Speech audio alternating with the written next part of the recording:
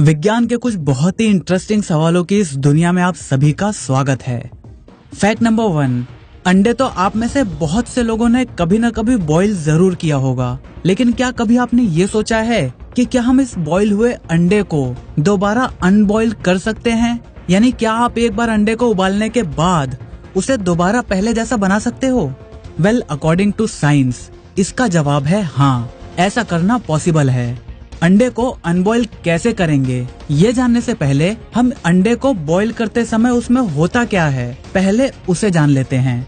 अंडे का egg white और योक मेनली प्रोटीन से बने होते हैं और प्रोटीन एक लॉन्ग मॉलिक्यूल होता है जो अमीनो एसिड से मिलकर बना होता है। आप इसे एक चेन की तरह भी इमेजिन कर सकते हो, जिसमें चेन एक प्रोटीन मॉलिक्यूल है और जिन छोटे छोटे पार्ट से मिलकर वो चेन बनी है उसे आप अमीनो एसिड मान सकते हो।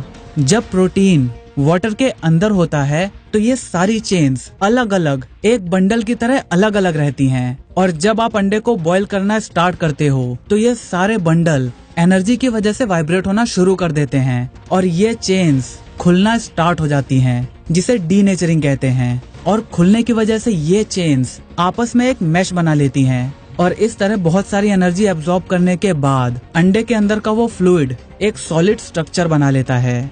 अब अंडे को अनबॉईल करने का मतलब है कि वो जो प्रोटीन की चेन्स खुलने की वजह से जो मैश बना है, हमें उस मैश को दोबारा सेपरेट करके अलग अलग बंडल्स की फॉर्म में बना देना है। और ऐसा करने के लिए इस्तेमाल किया जाता है यूरिया का। यूरिया सॉल्यूशन इन चेन्स को अलग अलग कर देता है और इन चेन्स की एक बहुत ही खास बात ये है कि जैसे ही आप इसे अलग करते हो, ये दोबारा नेचुरली फोल्ड होकर अपने आप ही अपना बंडल बनाना शुरू कर देता है। तो अब अगली बार अगर आपसे कोई पूछे कि क्या आप एक बॉइल्ड अंडे को अनबॉईल कर सकते हो, तो आपको इसका जवाब पता है। फैक्ट नंबर 2, क्या आपने कभी सांस रोकने की कोशिश करी है और क्या आपने कभी नोट किया है कि आप कितनी देर तक इसे कर पाए हो?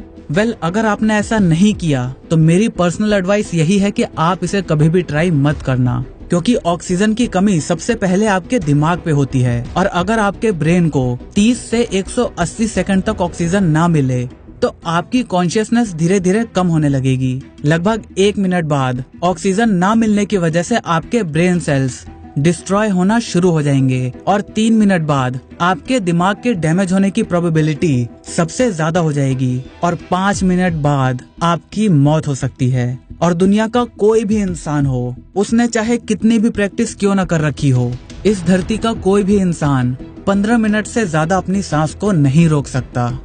फैक्ट नंबर 3, आपकी बॉडी की एनर्जी का 20% अकेले आपका दिमाग इस्तेमाल कर लेता है। इसीलिए आपने कभी नोटिस किया होगा कि अगर आपकी बॉडी में एनर्जी की कमी होती है तो इसका असर आपको सबसे पहले अपने दिमाग में देखने को मिलता है। अब फिर चाहे वो सिर दर्द हो या फिर थकान या फिर एक अजीब सी फीलिंग आने लगती है, कुछ काम करने का मन नहीं करता, बस ऐसा लगता है कि बस पड़े रहो ऐसे ही, कुछ मत करो। तो अगली बार जब भी आपको ऐसा सिर दर्द हो या फिर आपका काम करने का मन ना कर रहा हो, तो इसका मतलब सिंपली ये है कि आपके शरीर में एनर्जी की कमी हो चुकी है और आप तुरंत कुछ खा लो या फिर कुछ पी लो, जिससे आपकी एनर्जी दोबारा रिटेन हो सके और फिर बिना कुछ सोचे अपने काम पर लग जाओ।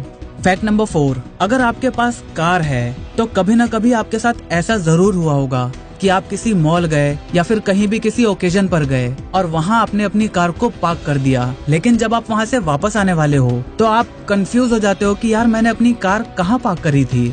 और इसके बाद अगर आपके कार में रिमोट कंट्रोल सेंसर है तो आप उसे दबाकर अपने कार की आवाज को सुनने की कोशिश करते हो, लेकिन बहुत बार ऐसा होता है कि रिमोट की रेंज या तो बैटरी की वजह से या फिर किसी और वजह से काफी कम हो जाती है। तो ऐसे कंडीशन में आप क्या करोगे? वेल, अगर ऐसे कंडीशन में आपको अपने रिमोट की रेंज को बढ़ाना है तो आप उसे अपनी चिन के नीचे सटाकर इस्तेमाल कर सकते हो। एक्चुअली इस प्रोसेस में आपका स्कल एक कंडक्टर की तरह काम करेगा और आपकी चाबियों के लिए एक्स्ट्रा एंटीना प्रोवाइड करेगा, जिससे आपके चाबियों की रेंज बढ़ जाएगी। कभी ट्राई करके देखना। फैक्ट नंबर 5, बारिश।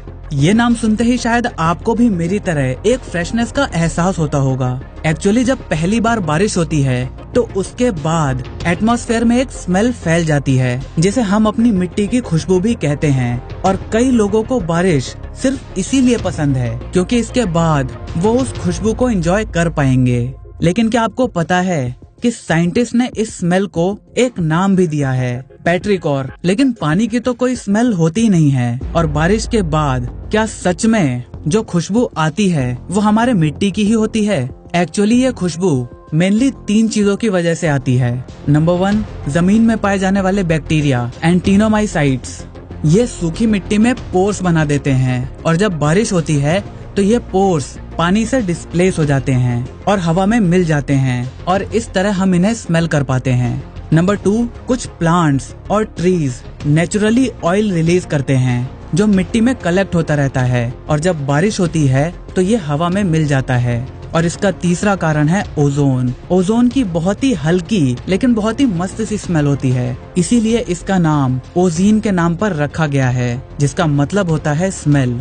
लाइटनिंग की वजह से ऑक्सीजन के मॉलिक्यूल आयनाइज हो जाते हैं और वो आपस में मिलकर ओजोन बना लेते हैं और ये ओजोन के मॉलिक्यूल्स बारिश के साथ नीचे जमीन तक आ जाते हैं और ये तीनों ही कारण मिलकर हमें ये अद्भुत खुशबू का एहसास करवाती है।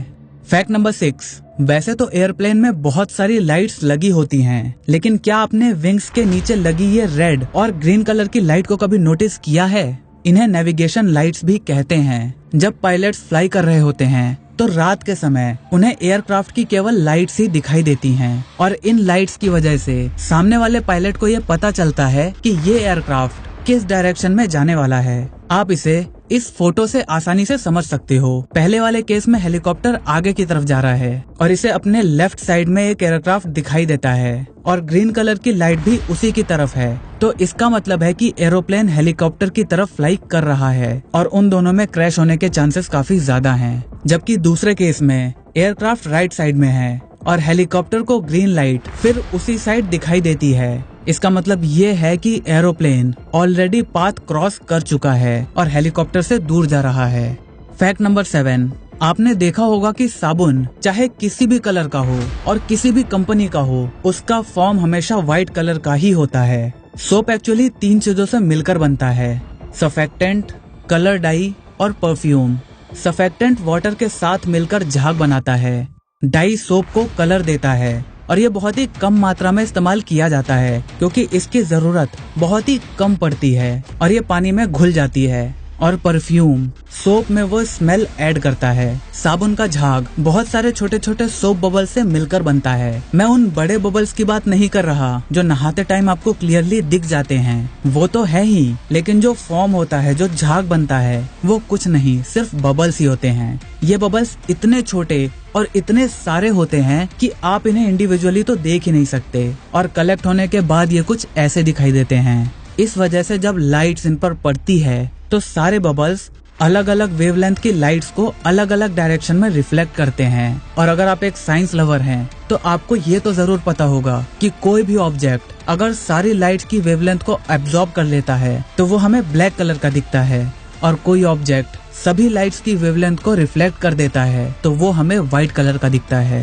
फैक्ट नंबर 8, आपने शराबियों को कभी ना कभी तो जरूर देखा होगा और आपको शायद ये बात पता भी हो कि शराब पीने के बाद अक्सर लोग उस दौरान हुए सारी चीजों को भूल जाते हैं। जब उनको होश आता है तो उनको कुछ भी याद नहीं रहता या बहुत ही थोड़ी थोड़ी सी मेमोरी रह जाती है कि पिछली रात या जब उन्होंने शराब पी थी तो उस टाइम पर क्या हुआ था। एक्चुअली में वो कुछ भूलते नहीं हैं। नशे की हालत में उनका ब्रेन नई मेमोरीज क्रिएट करना बंद कर देता है। जब आपके दिमाग को कोई भी इन्फॉर्मेशन मिलती है तो वो उसे पहले अपनी शॉर्ट टर्म मेमोरी में स्टोर करता है और फिर अगर उसे ऐसा लगता है कि ये इन्फॉर्मेशन काम की है तो वो उसे लॉन्ग टर्म मेमोरी में स्टोर कर देता है। लेकिन जब कोई शराब पीकर नशे में होता है तो उनका दिमाग चीजों को शॉर्ट टर्म मेमोरी से लॉन्ग टर्म मेमोरी में स्टोर करना बंद कर देता है और इसीलिए होश में आने के बाद वो उस दौरान हुई कोई भी बात याद नहीं रख पाते। फैक्ट नंबर 10, आपने मूवीज और टीवी सीरियल्स में कहीं न कहीं ऐसे सीन्स तो जरूर देखे होंगे जहां एक इंसान को एक ड्रग देकर उसे इन्वेस्टिगेट किया जाता है, यानी उससे पूछताछ की जाती है और उस सीरम की वजह से वो इंसान सिर्फ सच बोलता है। क्या रियल लाइफ में भी कोई ऐसा ड्रग मौजूद है जिसे लेने पर आप केवल सच बोलो? इसका जवाब है हाँ भी और नहीं भी। ऐसे कई सीरम्स हैं जिन्हें पीने के बाद आपके लिए झूठ बोलना बहुत ही मुश्किल हो जाता है और सच आसानी से आपके मुंह से निकल पाता है। ये सीरम्स आपके दिमाग के सोचने की कैपेसिटी को कम कर देता है, क्योंकि ये बात तो आप भी मानोगे कि झूठ बोलना सच बोलने से थोड़ा ही सही लेकिन मुश्किल होता है। बीबीसी की एक रिपोर्ट के मुताबिक एक इंसान ने अपने ही ऊपर ऐसा टेस्ट किया।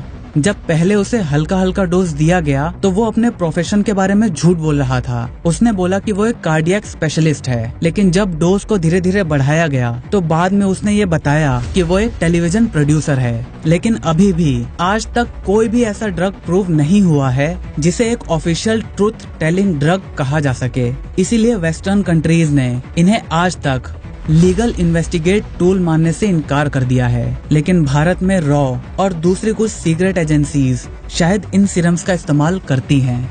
मुझे उम्मीद है आज आपने बहुत सारी नई बातें जरूर सीखी होंगी और ऐसे ही नए फ्रेश डिटेल लेकिन मजेदार वीडियोस को देखने के लिए चैनल को सब्सक्राइब करके उस घंटे वाले बटन को दबाना मत भूलना। वीडियो पसंद आई तो इसे लाइक करके अपने सभी दोस्तों के साथ शेयर करना बिल्कुल भी मत भूलना, क्योंकि हम ऐसे ही ज्ञान बांटते रहते हैं। जय हिंद, वंदे मातरम।